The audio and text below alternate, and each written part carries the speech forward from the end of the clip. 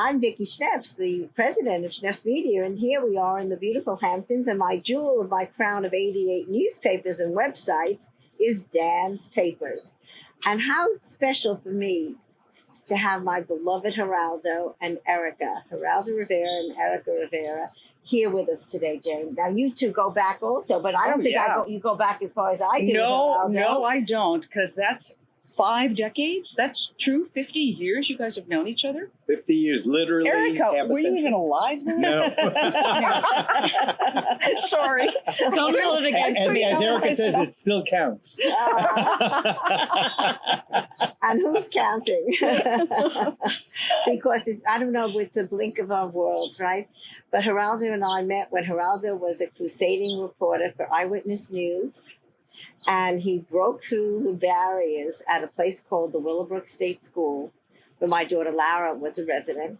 And I was a young mother who formed an organization, WRC, and was marching and picketing because the budget had been slashed.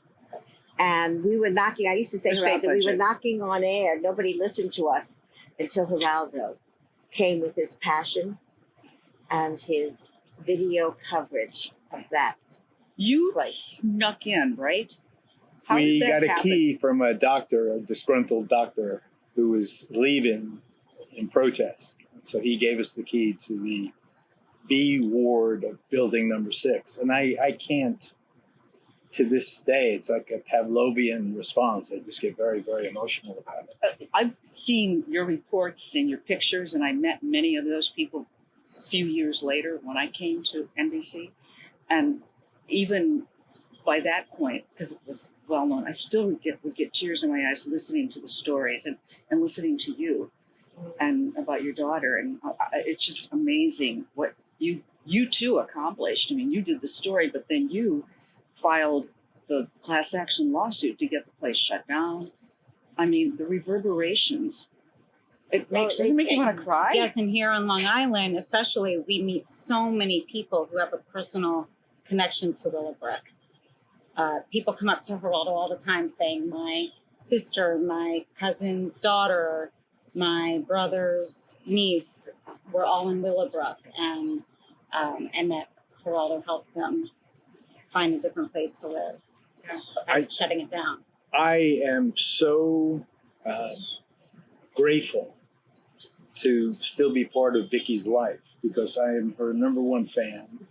I've watched her from her, lonely crusade with the parents against the Rockefeller administration and the brutal cuts and the loss of Lara, and what she has done, not only for the cause, which is so noble and affects so many people.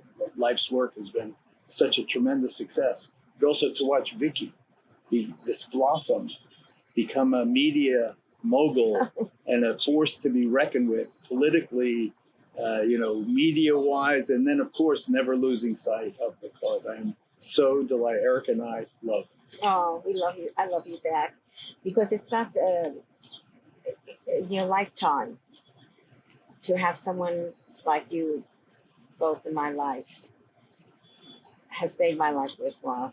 But it also, is he not the inspiration for why you started a newspaper in the first place? Yes. Because you saw. The power of the press was right there in Geraldo's hands, and he used it so gently and so strongly and so passionately that I said to myself, I don't know if I ever told you, but I said to myself that, someday I'd like to be in the news business. But then I went on, had 3 more children. I got a little busy. But now look where you are now, 88 papers and a whole media empire. Nobody gets in your way, just like nobody got in yours.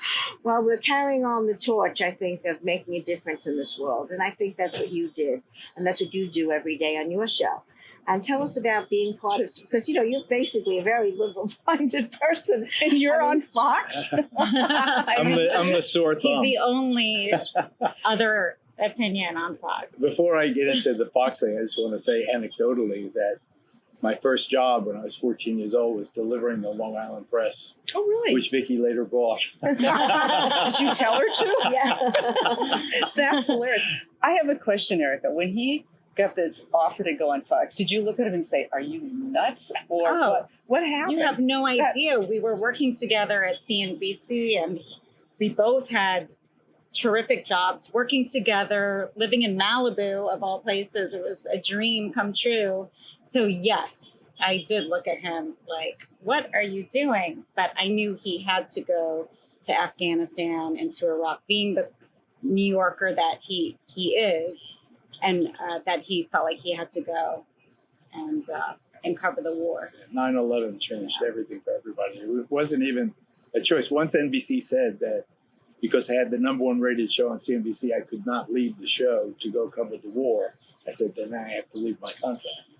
And Roger Ailes, a friend of mine, had gone from CNBC, where we worked together, to create Fox News.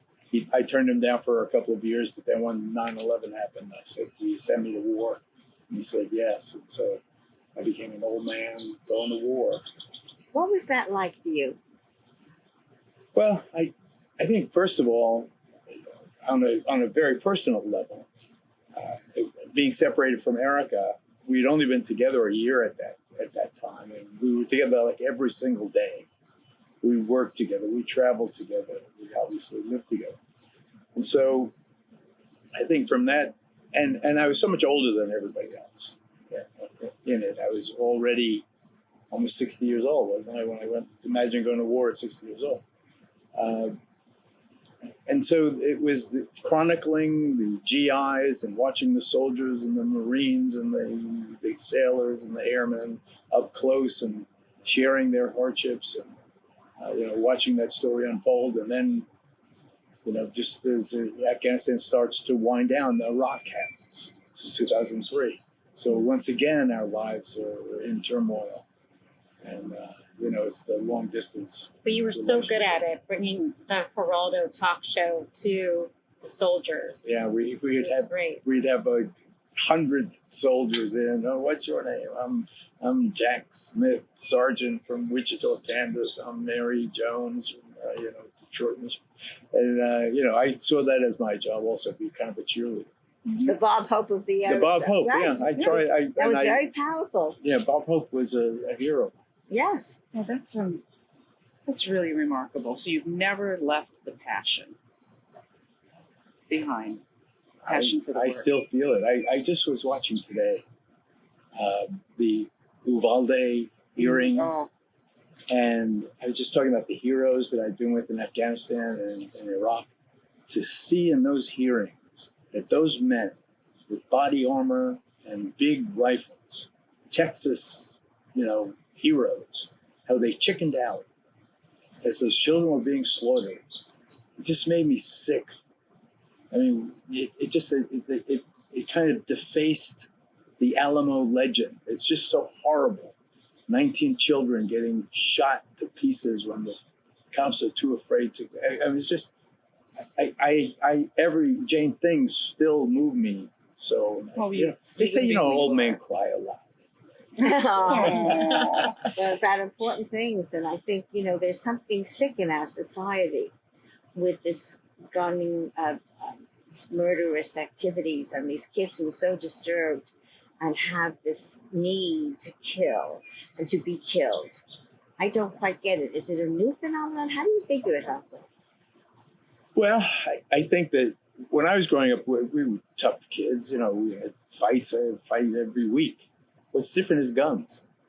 They just weren't guns. Everybody, if we had a stick, it would be like, what are you doing with that stick? Or a garbage can cover. It was Nowadays, they take a 9mm out, and the songs that cheer them on, 50 Cent and this and that, and Shot 9 Times, and they extol the virtue of violence. It's pathetic to me. It's sickening to me. I just think that we need a new civil rights movement.